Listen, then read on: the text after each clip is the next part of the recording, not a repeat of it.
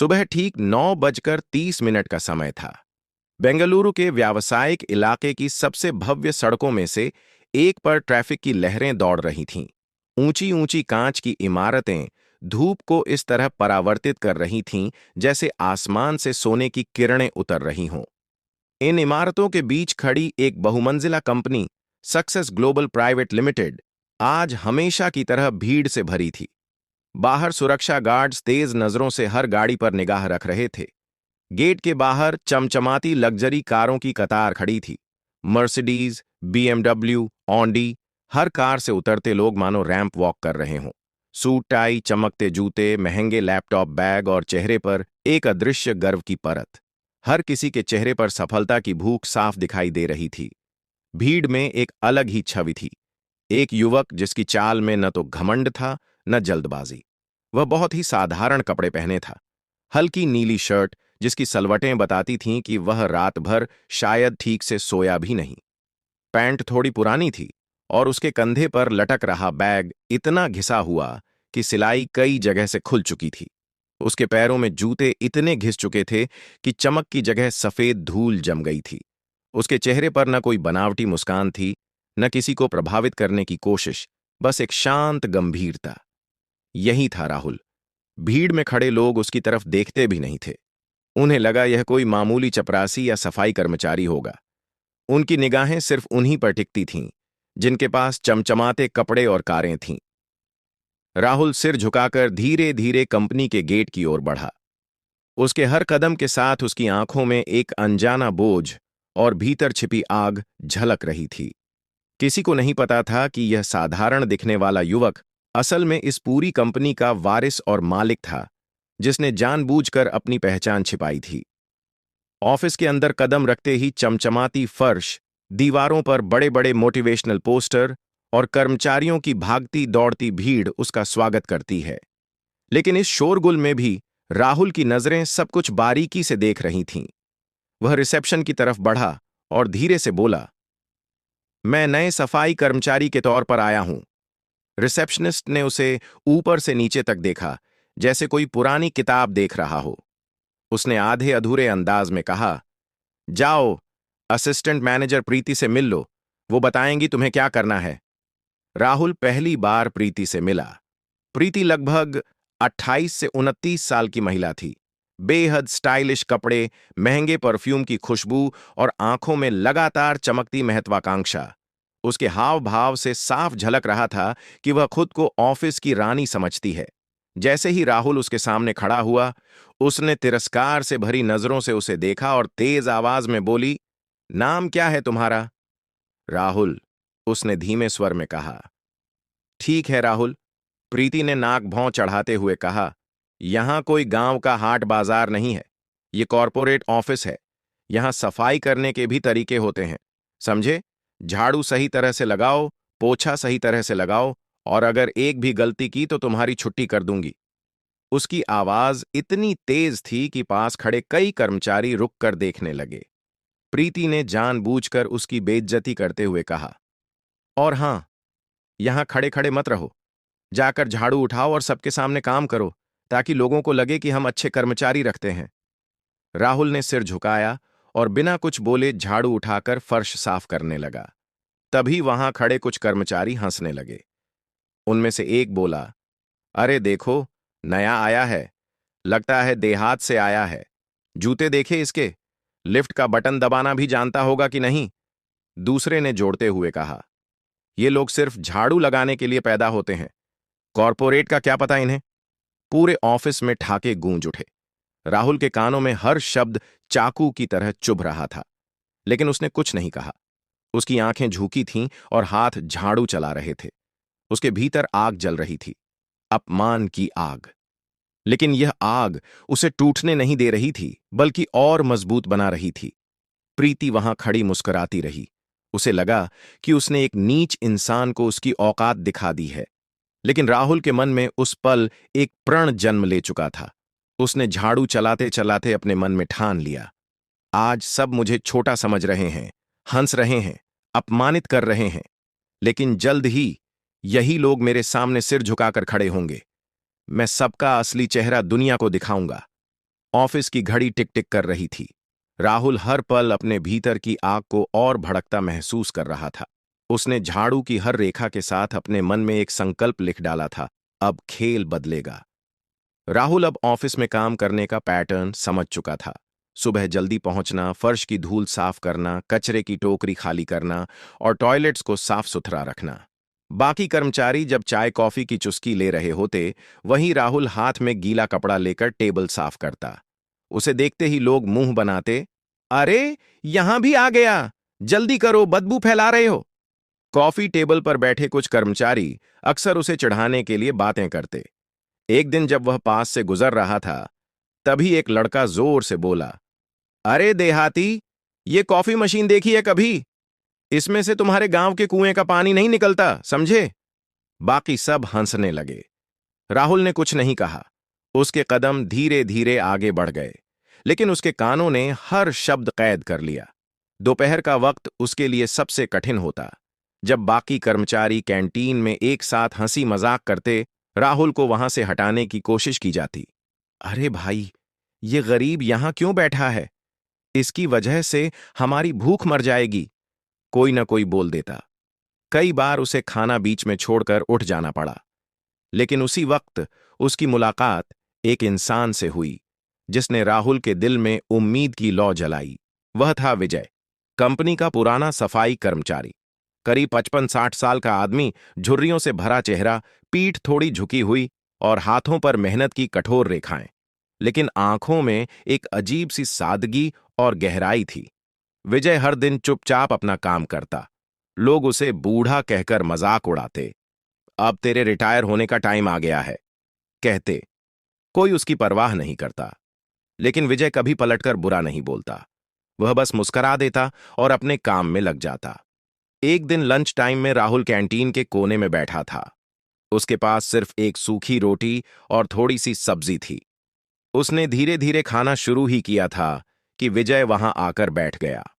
उसने अपने टिफिन से आधी रोटी निकालकर राहुल की तरफ बढ़ाई और बोला, लो बेटा, मेरे पास ज्यादा नहीं है, लेकिन जो है उसमें आधा तुम्हारा। राहुल ने थोड़ा झिझकते हुए कहा, नहीं अंकल, आप खाइए। विजय मुस्कुराया, खाना कभी अकेले नहीं खाते, बांटकर खाओ तो स्वाद दुगुना हो जाता है। उस पल राहुल की आंखें नम हो गईं। उसने पहली बार उस ऑफिस में इंसानियत महसूस की थी। उसने रोटी लेते हुए धीरे से कहा, धन्यवाद अंकल। खाने के दौरान विजय ने उससे बातें शुरू की। बेटा, लोग क्या कहते हैं, क्या हंसते हैं, उसकी ज्यादा चिंता मत करना। यहां इज्जत कपड़ों से मिलती है, लेकिन असली सम्मान ऊपर वाला देता है। अगर काम ईमानदारी से करो तो मन हमेशा शांत रहता है। यही सबसे बड़ी पूंजी है। ये शब्द राहुल के दिल में गहराई तक उतर गए। बाहर से वह एक साधारण सफाई कर्मचारी था, लेकिन भीतर से वह इस कंपनी का मालिक था। और विजय के शब्दों ने उसके संकल्प को और मजबूत कर दिया। राहुल अब सिर्फ काम नहीं करता था, बल्कि सबको गौर से देखता भी था। वह नोट करता कि कौन किसके पीछे बातें करता है, कौन दूसरों को नीचा दिखाकर आगे बढ़ना चाहता है और कौन बस दिखावे में अच्छा बनता है। प्रीति हर दिन किसी न किसी को नीचा दिखाने का मौका ढूंढती।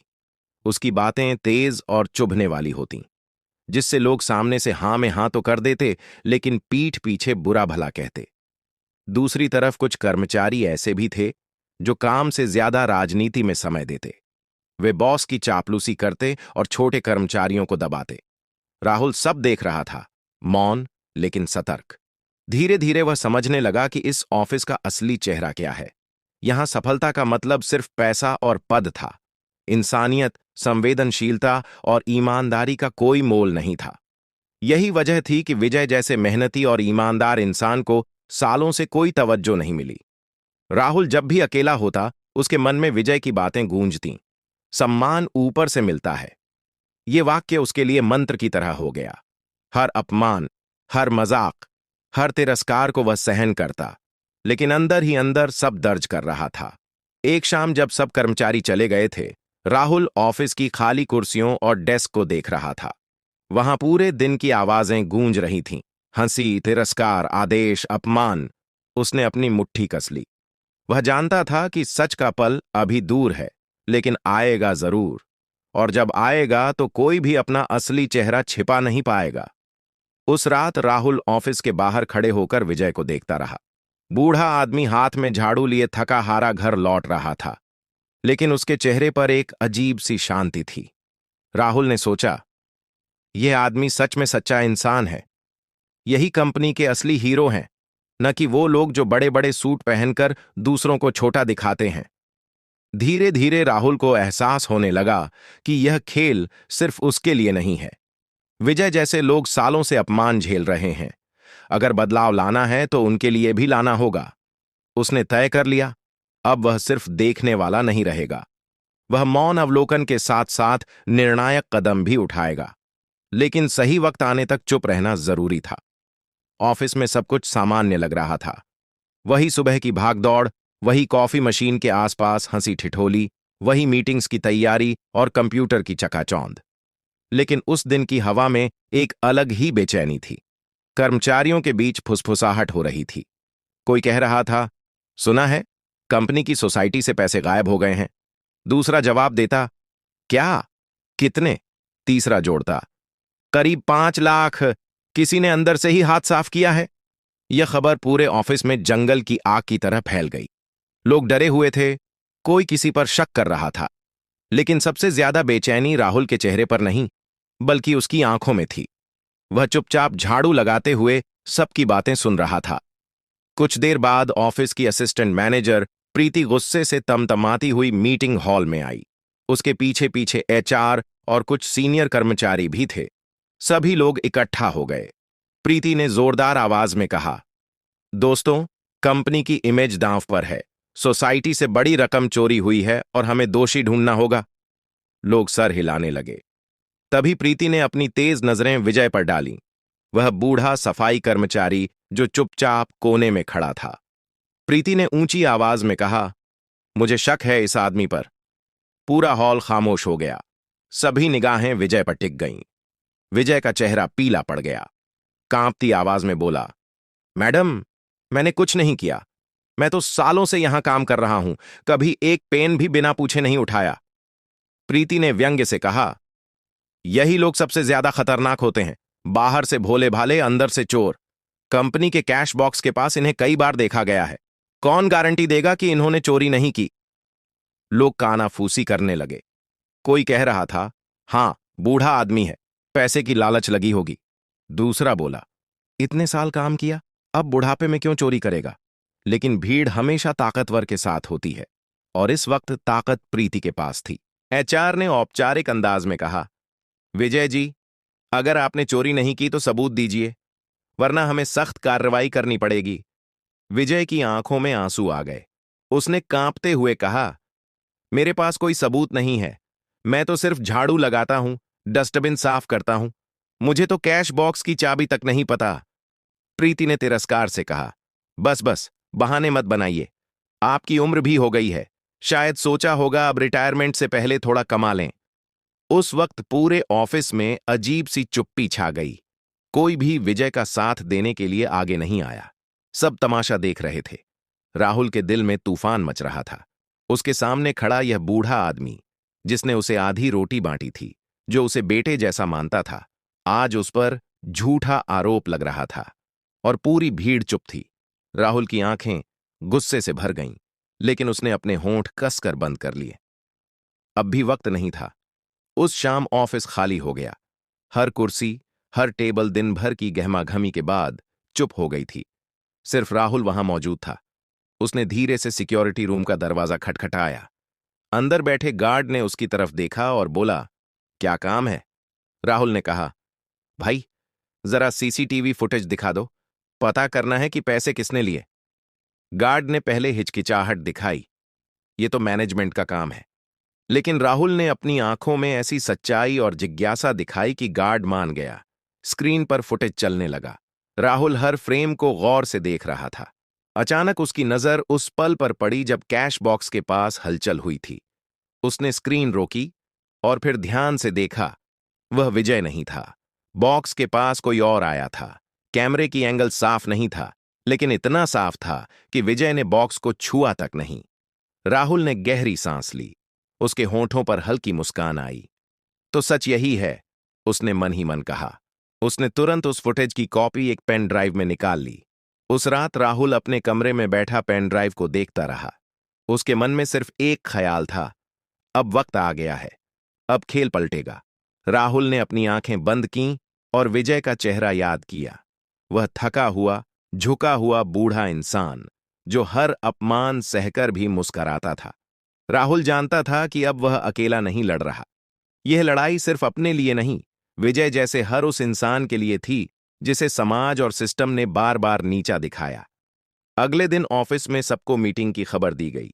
सब कर्मचारी इकट्ठा हुए।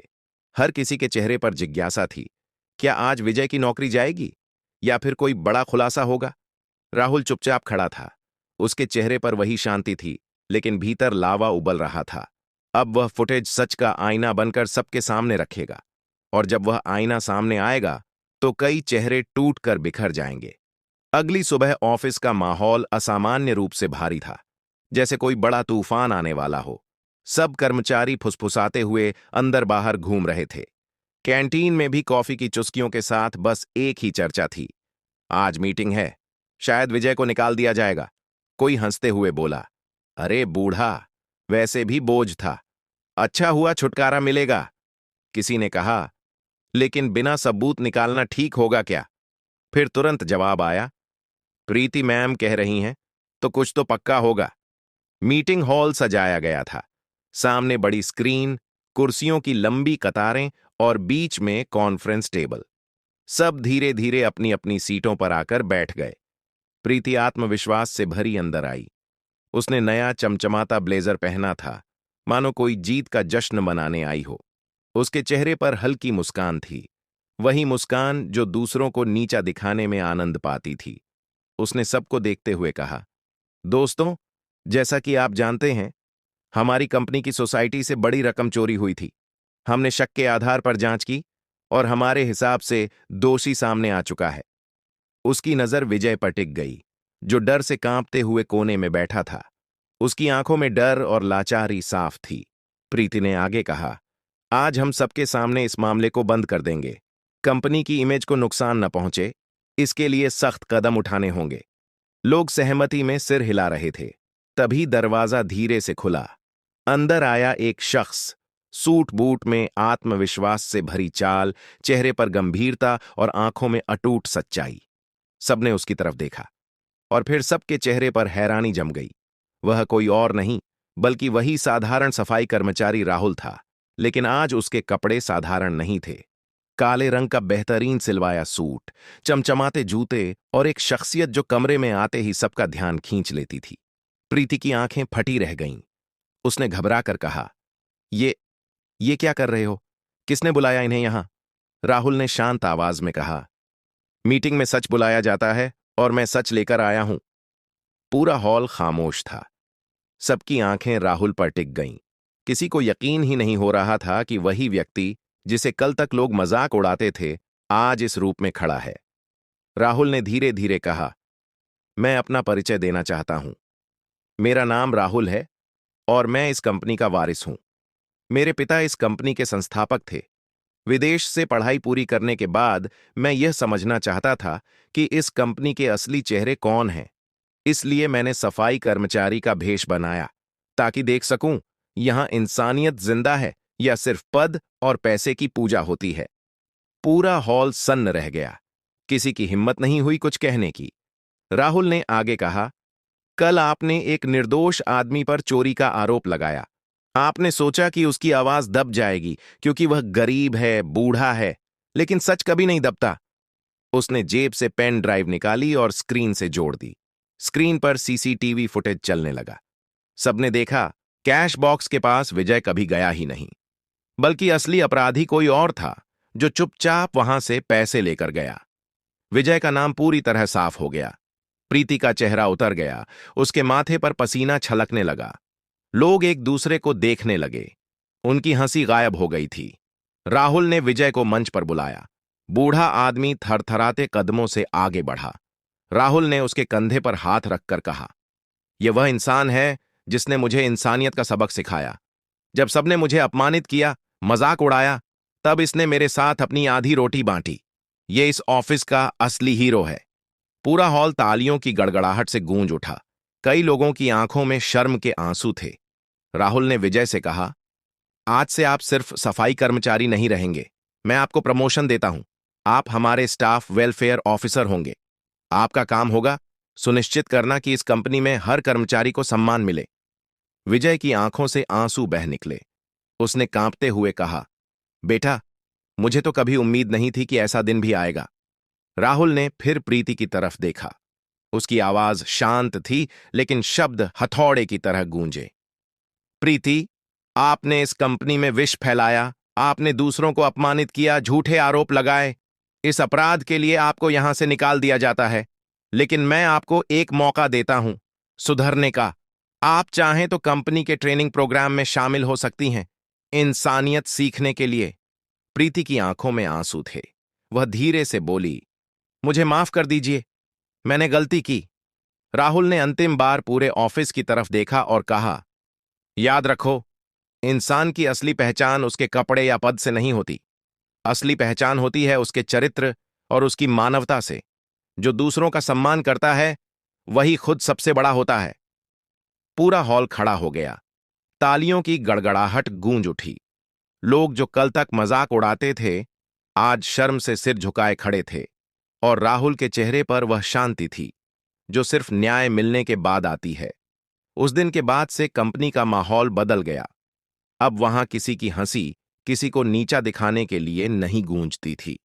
अब वहां इंसानियत और सम्मान की नई परंपरा शुरू हो चुकी थी।